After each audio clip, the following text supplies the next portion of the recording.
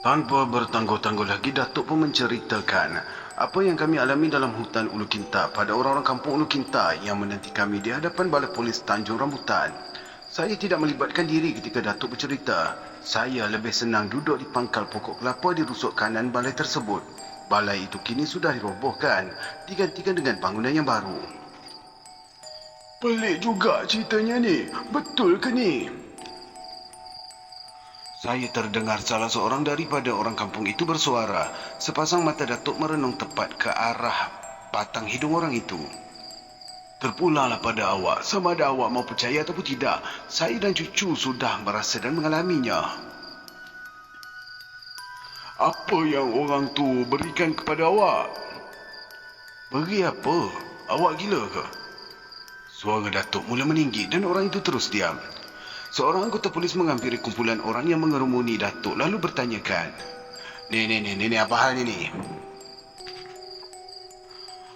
Ni, orang hilang ni dah jumpa di sini. Seorang lelaki berbadan tegap memberitahu anggota polis yang sudah berusia hampir 50 tahun itu tanpa diminta pun Datuk menceritakan apa yang dialaminya pada anggota polis itu. Kemudian anggota polis itu mengakui apa yang dialami oleh Datuk itu pernah dialami oleh beberapa orang penduduk di sekitar Tanjung Rambutan yang pergi memburu ke kawasan itu. Tapi saya belum pernah lagi bertemu dengannya. Suara anggota polis itu merendah. Menurutnya, dalam waktu-waktu tertentu, lelaki berserban hijau itu pernah muncul di market Tanjung Rambutan. Anehnya, dia hanya bersalam sahaja dengan siapa yang disukainya. Bila orang yang disalami mahu bertanya sesuatu padanya, dia akan hilang dalam sekelip mata sahaja. Bagi saya, perkara ni kan sudah jadi perkara yang biasa. Anggota polis itu menamatkan ceritanya dengan Datuk. Datuk tidak berpuas hati dengan apa yang dicakapkan oleh anggota polis itu. Biasa yang macam mana tu? Datuk mendesak anggota polis yang mau melangkah masuk ke dalam balai untuk berpatah balik.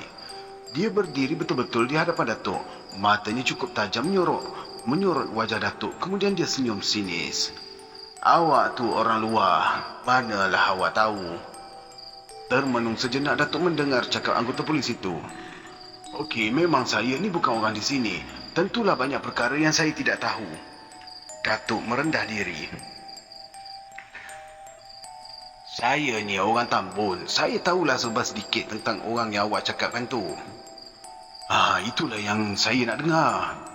Begini, orang tu nama dia Haji Lokman. Masa zaman Jepun dulu, dia membunuh 3 orang askar Jepun di Pekan Tambun. Okey, sebabnya?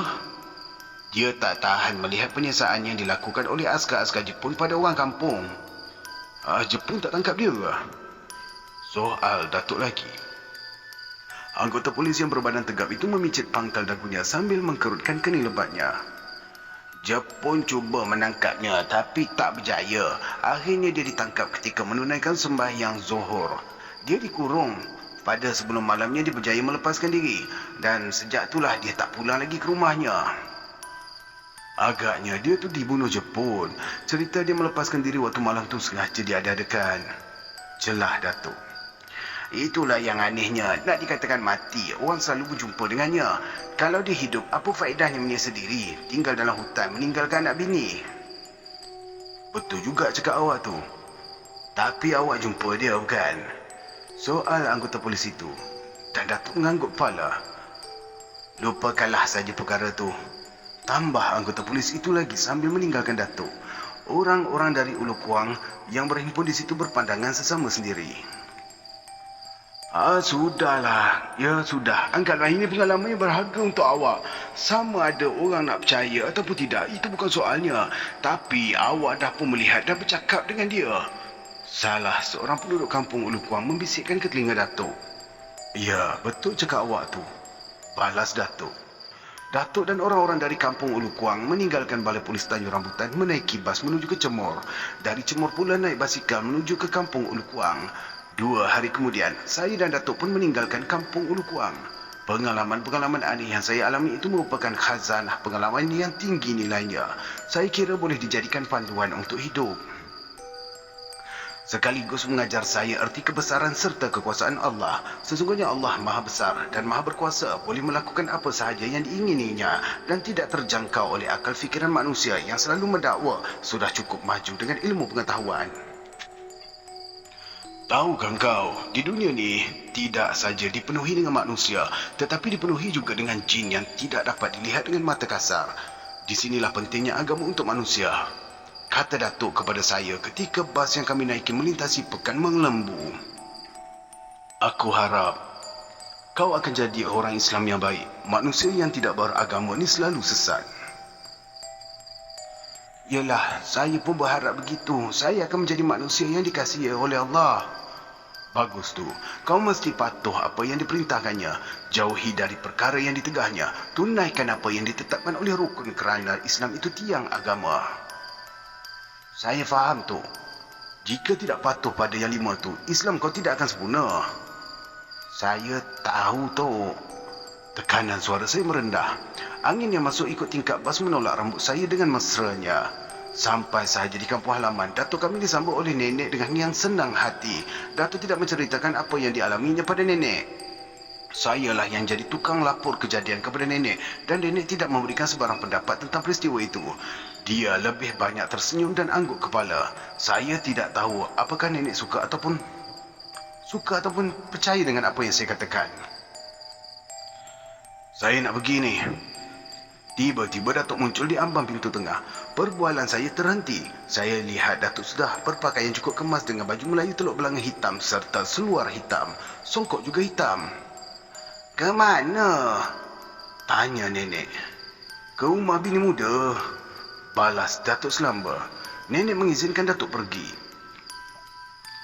2 hari sesudah Datuk pergi ke rumah bini mudanya di kampung Orang Bunian, saya dipanggil oleh Jabatan Perhutanan Negeri Perak ke Batu Gajah untuk menjalani temuduga bagi memenuhi jawatan buruh hutan yang kosong dalam jabatan tersebut.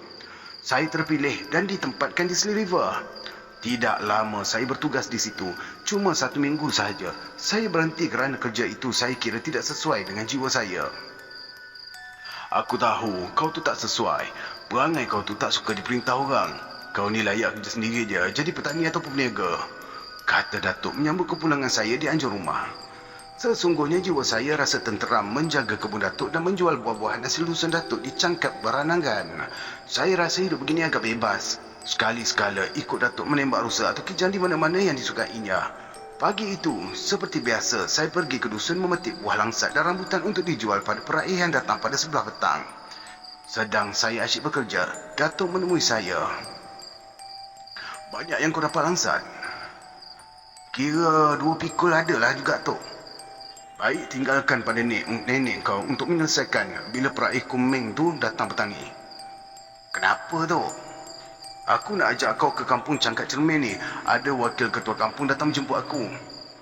Apa hal pula, Tok? Usah tanyalah, aku ikut je cakap aku. Saya terdiam dan meninggalkan bakul buah langsat di dusun.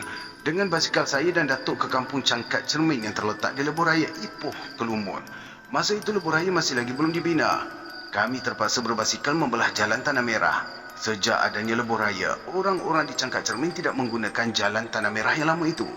Kami sampai ke rumah ketua kampung lebih kurang pada pukul 2 petang. Saya dan Datuk ditempatkan di satu bilik khas. Apa salahnya Tok Sidang memanggil saya ni? Soal Datuk kepada ketua kampung yang berjanggut itu. Ketua kampung mengurutkan keningnya. Ada hajat besar. Apa pula hajatnya ni?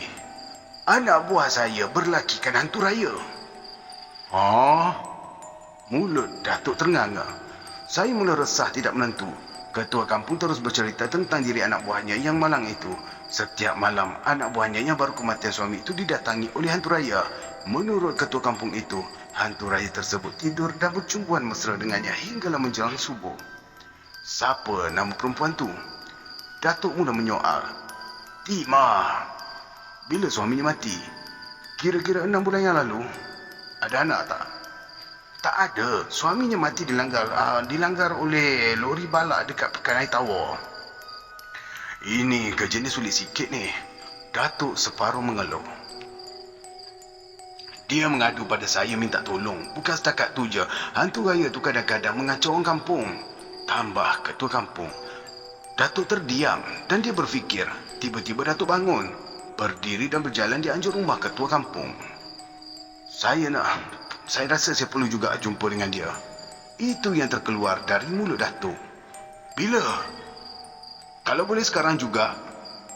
Ketua kampung, saya dan Datuk turun dari rumah. Ketua kampung membawa kami ke rumah timah dengan melintas sila dan getah kepunyaan orang Inggeris. Rumah timah terletak di sebidang tanah yang agak terpisah dengan rumah-rumah penduduk di situ. Di kawasan sekeliling rumahnya ditanam dengan ubi kayu dan keledek. Di bahagian belakang rumahnya terdapat sepohon pokok cempaka. Tidak jauh daripada pokok itu pula terdapat sebatang pokok pulai. Dari kaki tangga, ketua kampung memberi salam. Tidak ada jawapan. Lagi sekali salam diberi. Pintu rumah timah terkuak dengan sendiri. Batang tubuh timah tidak juga muncul. Datuk pandang saya dan saya pandang ketua kampung. Dahi ketua kampung kelihatan berkerut. Sinar matahari petang beransur teduh. Saya terdengar bunyi burung helang yang bertalu-talu. Beberapa ekor burung gagak terbang rendah sambil berbunyi. Saya terasa bunyi burung gagak itu agak berbeza dengan bunyi suara gagak yang selalu saya dengar. Tiba-tiba, timah muncul dari bawah rumah. Rambutnya tidak terurus, mukanya kelihatan pucat dan matanya nampak tidak bercahaya. Dia semacam takut saja melihat kedatangan kami. Ketua kampung segera memberitahu tujuan kedatangan Datuk dan saya. Timah tersenyum lalu mempersilakan kami naik ke rumah. Minta maaf lah ya, kata Datuk sambil memandang ke wajah Timah. Rumah ni ada 2 bilik, yang satu lagi ni untuk siapa? Untuk... Timah terdiam. Dia merenung muka ketua kampung. Melihat keadaan itu, Datuk tidak mengemukakan pertanyaan lagi. Memang rumah ni ada 2 bilik. Saya ingat kerana saya yang mendirikan rumah ini bersama dengan arwah suaminya dulu, kata ketua kampung memberi penjelasan. Datuk angguk kepala. Saya agak terkejut bila Datuk bersikap kurang ajar sedikit.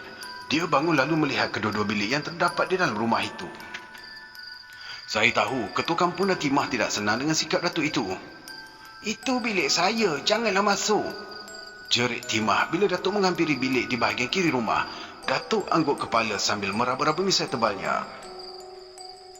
Datuk pergi ke bilik yang satu lagi. Saya terkejut bila Datuk tunduk sambil kedua-dua belah tangannya memegang perut. Saya segera menerpa untuk membangunkan Datuk. Secara mendadak saya rasa pangkal leher saya telah dipukul oleh sesuatu. Pandangan saya berpinar. Jangan datang, pekik Datuk bila dia melihat ketua kampung mahu menerpa ke arahnya. Ketua kampung pun tidak jadi datang. Saya dan Datuk segera meninggalkan bilik tersebut. Berbahaya ni, kita mesti balik sekarang, kata Datuk. Ketua kampung tergamam. Begitu juga dengan Timah. Dalam keadaan yang kelam kabut itu, Datuk mengemukakan soalan pada Timah. Bilik siapa tu? Bilik suami saya, jawab Timah. Dia dah mati. Untuk apa bilik itu dibuatnya? Suara Timah terputus. Datuk tersenyum. Dia sudah tahu apa yang dirahsiakan oleh Timah. Kami bertiga meninggalkan rumah Timah pulang ke rumah ketua kampung.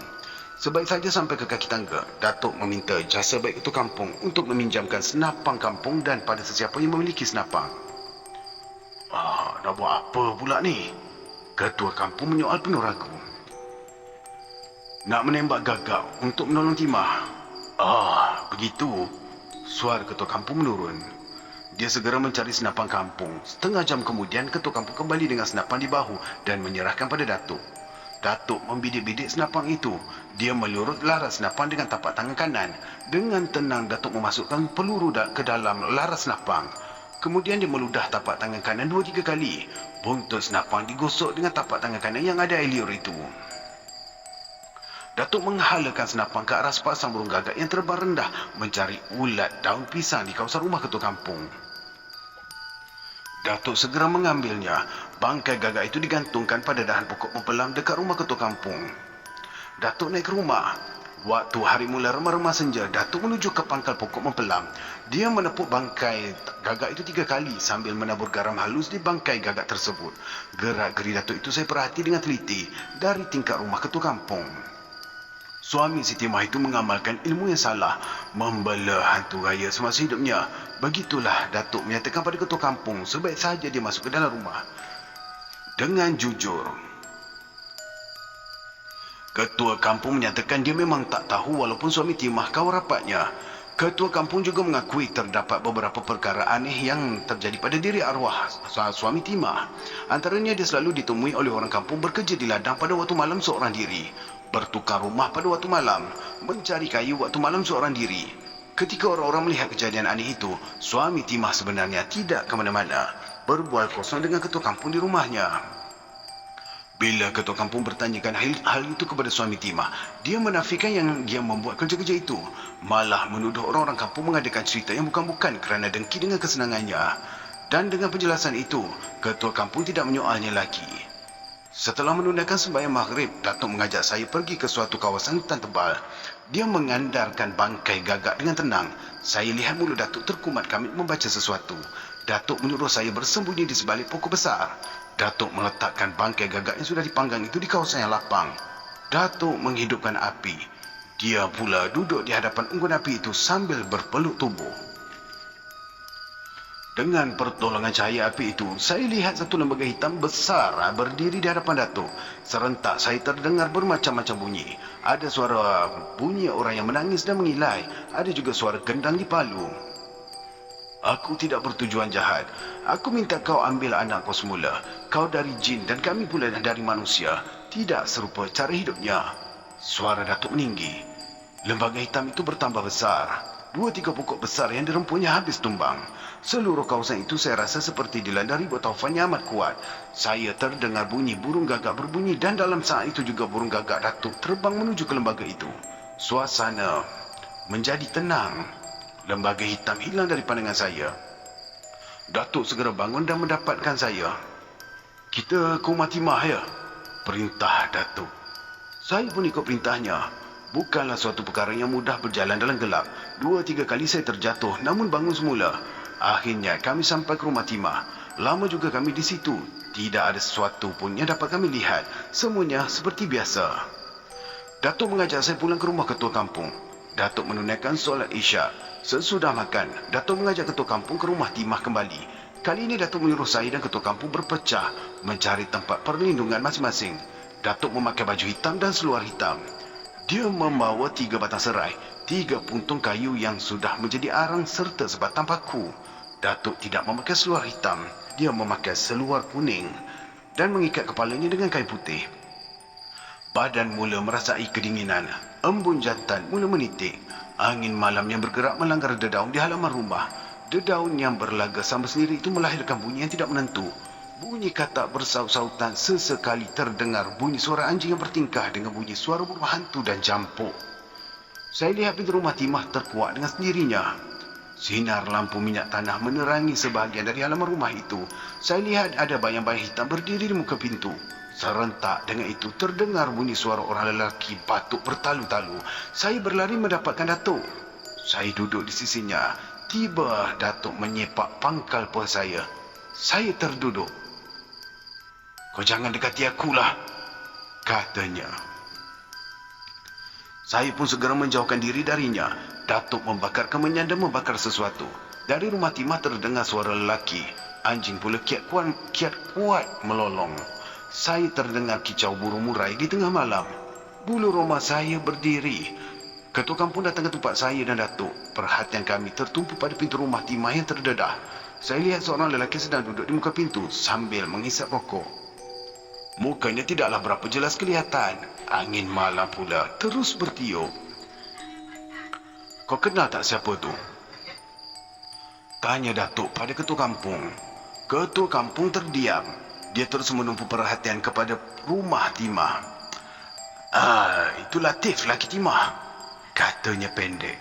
Datuk angguk kepala. Datuk meletakkan 3 batang serai di hadapannya. Tangannya menggenggam paku. Itu bukan Latif. Itu tu hantu raya, kata Datuk. Sebaik saja Datuk selesai bercakap, seketul batu melayang ke arah ketua kampung. Kerana ketua kampung juga pandai bersilat, dia mampu mengelak. Batu itu terkena pangkal pokok. Datuk mencabut keris lalu menikam bumi. Ketika Datuk mencabut keris, pintu rumah Timah terkaup dengan sendirinya. Kami bertiga masuk ke bawah rumah Timah. Apa yang kami dengar, Timah bercakap sesuatu. Kami juga terdengar suara Timah merayu dan suara lelaki sedang dilamun berahi yang kuat. Suara Timah bertambah manja dan mengerang kepuasan. Hantu tu sedang berkasih dengan Timah tu. Datuk memberitahu ketua kampung. Datuk menikam tiang seri rumah Timah dengan sekuat hati. Apabila Datuk mencabut keris, rumah Timah mula bergegar. Semua barang yang ada di dalam rumah bergerak dan jatuh ke atas lantai. Timah menjerit dan terjun ke halaman rumah. Terjelepuk Timah di situ. Satu lembaga hitam yang besar terus mengangkat Timah yang tidak sedar diri itu. Datuk menyerbu ke arah lembaga hitam itu. Datuk melintas di hadapannya. Ketua kampung dan saya turut sama ke situ. "Hei, berhenti kau setan!" jerit Datuk. Lembaga hitam itu melepaskan Timah ke atas bumi. Dia merenung tajam ke arah Datuk. "Hei, Latif!" pekik ketua kampung. Lembaga hitam itu segera bertukar menjadi lelaki yang berbadan kurus, berkain pelekat tanpa baju dengan rambut yang tak terurus. Dia membuka langkah mengatur silat. "Tidak ada jalan lain dah ni. Kita mesti musnahkan dia malam ni juga. Kalau sudah sampai subuh kita berjaya membunuhnya, selama-lamanya kita tidak akan dapat melenyapkan dia dari kampung ni," ujar Datuk. Mendengar cakap Datuk, lelaki kurus itu bertambah marah dan bertukar menjadi lembaga yang hitam, sehitam bulu burung gagak. Seluruh badannya berbulu, matanya kelihatan mengeluarkan cahaya. Datuk mengambil 3 batang serai sambil mengacu-ngacu ke arahnya. Setiap kali serai itu dilihatnya, lembaga hitam itu akan menjerit.